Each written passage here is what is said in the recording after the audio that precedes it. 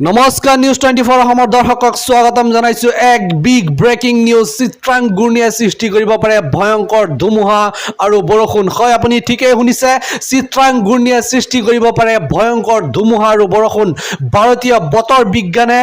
India meteorological ডিপাৰ্টমেণ্টৰ প্ৰকাশ কৰা মতে বংগোপসাগৰৰ ওপৰত নিম্ন চাপ দেওবাৰে সন্ধিয়া ঘূৰ্ণী বতাহত পৰিণত হয় আৰু 25 অক্টোবৰৰ পুৱা বাংলাদেশ উপকূল অতিক্ৰম কৰাৰ আগতে তীব্ৰ ঘূৰ্ণী বতাহত পৰিণত হোৱাৰ সম্ভাৱনা অধিক হৈছে ভাৰতীয় বতৰ বিজ্ঞান বিভাগে IMD জনোৱা অনুসৰি থাইলেণ্ডৰ চিত্ৰাং নামৰ ঘূৰ্ণী বতাহ সোমবাৰে তীব্ৰ ঘূৰ্ণী বতাহত পৰিণত হোৱাৰ সম্ভাৱনা আছে আৰু বতাহৰ গতিবেগ 90ৰ পৰা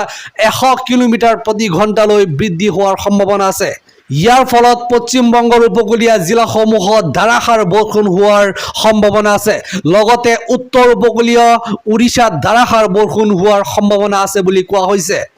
দেওবাৰে সন্ধিয়া 5:30 বজাত এই ঘূৰ্ণী বতাহ পশ্চিম বংগৰ সাগৰ দ্বীপৰ পৰা 580 কিলোমিটাৰ দক্ষিণে আৰু বাংলাদেশৰ বৰিশালৰ পৰা 740 কিলোমিটাৰ দক্ষিণ পশ্চিমত আছিল এই ঘূৰ্ণী বতাহ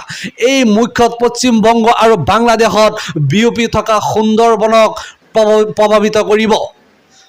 ই মুখ্যত পশ্চিম বংগ আৰু বাংলাদেশত বিয়পি থকা সুন্দৰবনক প্ৰভাৱিত কৰিব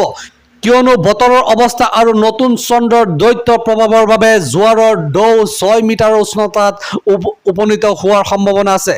কলকাতাৰ আঞ্চলিক বতৰ কেন্দ্ৰৰ উপসঞ্চালক প্ৰধান সঞ্জীৱ বেনাৰ্জীয়ে এই কথা প্ৰকাশ কৰিছে আনহাতে উত্তৰ পশ্চিম দিশৰ পৰা উত্তৰ পূব দিশত পথ সলনি কৰাৰ পিছত ই মঙ্গলবাৰে পুৱা বাংলাদেশৰ বৰিশালৰ ওচৰত টিংকুনা নদীদ্বীপ আৰু সন্দ্বীপৰ মাজত আঘাত কৰাৰ পূৰ্বে উত্তৰ বংগোপসাগৰত উপনীত হ'ব বুলি তেওঁ কয় তেওঁ লগতে কয় যে বতৰৰ অৱস্থাৰ কাৰণে বুধবাৰে পুৱালৈকে দক্ষিণ পশ্চিম বংগৰ জিলাসমূহত পাতলৰ পৰা মধ্যমীয়া বৰষুণ হ'ব